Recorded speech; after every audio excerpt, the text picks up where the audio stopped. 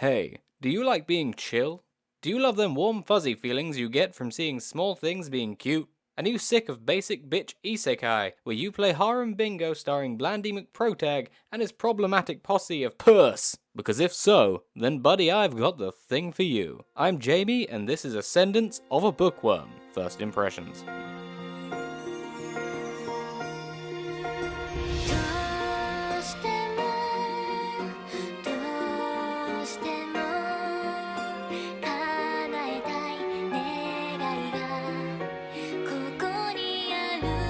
This anime is a new isekai, where the titular bookworm Motoso Urano, upon gaining her dream job of a librarian, dies unexpectedly and wakes up in the body of 5-year-old Mine in a medieval soft fantasy setting. Now, that doesn't sound overly original, but Motoso is a total obsessive bookworm who believes that as long as she has a book, she can deal with anything. The problem comes when in her new home, books are reserved for nobles and rich people because they're hard to make and are really expensive, which puts her in a bit of a pickle when she is born into a family of a lowly guard captain, making it so that she can't afford anything.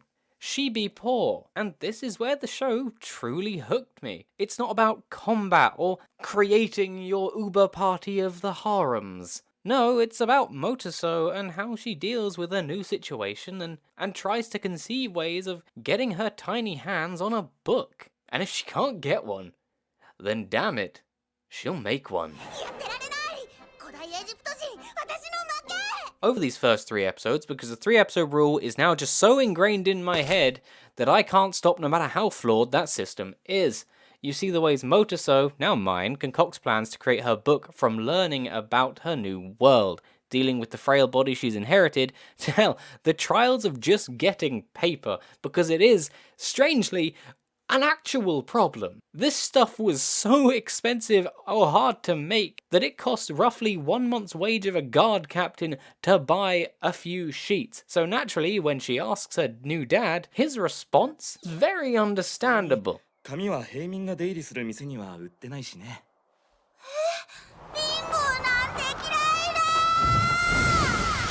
well as Mine now drawing on all the knowledge of all the books she's read in her past life, giving her inspiration to overcome the obstacles that she has to face. One of the first ones you see is that Mine keeps mentioning how her hair feels gross and sandpapery, since, hey, they're in the past sort of, and they're poor. They can't afford to be focusing on, ooh, my hair feels a bit weird. So Mine devises a cheap and easy way based on when she used to make soap and shampoo with her mum back in her past life. Which I didn't know it was that easy to make. Like, you just mix oil with some herbs and salt and kaboom! You got cleanliness. It's really satisfying and cute to see how her new family all gets into it.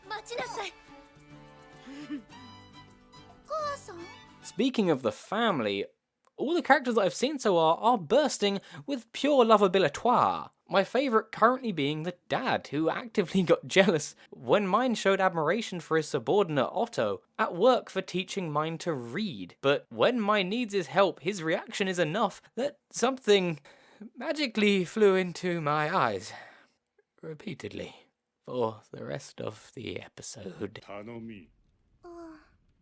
糸を編むための細いかぎ針作って欲しいの欲しいの欲しいの欲しいの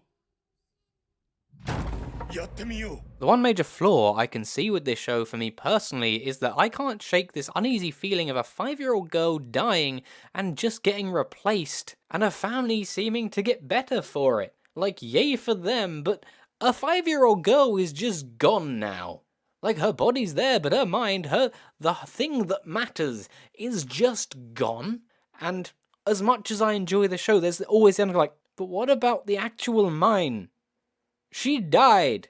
And maybe it's like, she died, there was an empty body, Motosu died, gets shoved in the body, like, here's a second chance. And, like, the family already cares and loves for Mine, so at least there's no, we hated you before, but now we love you. They notice something's wrong, and that it's a miracle that Mine is even alive to begin with based on how frail she is. And I will admit to having a slight bit of amusement, and it does help satiate thinking that they just swapped bodies. Like, both woke up from an illness/accident, and one is a 5-year-old girl with the mind of like a 20-year-old woman. The other is now a 20-year-old woman with the mind of a 5-year-old. And would I want to watch that anime? Damn right. It's not a big problem, and I may have just solved my own problem by doing some mental gymnastics. However, it's not something I can fully ignore, but it is such a small problem that I don't think many people will give a shit. And honestly, I'd rather just ignore it and keep my rose-tinted glasses on for this, cause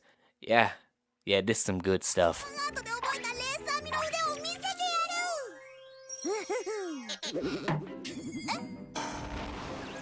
ここにはレーサーミ用のかぎ針がない Now, even though I don't personally relate to mine as a character, as my entire reading catalogue consists of either pictures, stars the bespectacled chosen one, or a certain silver-haired piece of pure sex. Oh yeah, that is the good stuff. Sorry, where was I? Oh yeah. Even though I don't relate exactly, I certainly admire the unshakable motivation and ingenuity of mine, because that's the kind of person I wish I could be. I'm not. I'm definitely not. But I wish I was, and because of that, I will be sticking with this show for as long as it supplies me with interesting solutions to mine's problems, a decent sense of humour, and shit tons of damn warm fuzzies. And oh god, after watching the trash I just binged, that's a damn godsend. Hashtag fuck Mac Mill. You can find Ascendance of a Bookworm streaming now on Crunchyroll. And if you know of any other interesting takes on Isekai, drop a comment down below and don't forget to like and subscribe. Thanks for watching.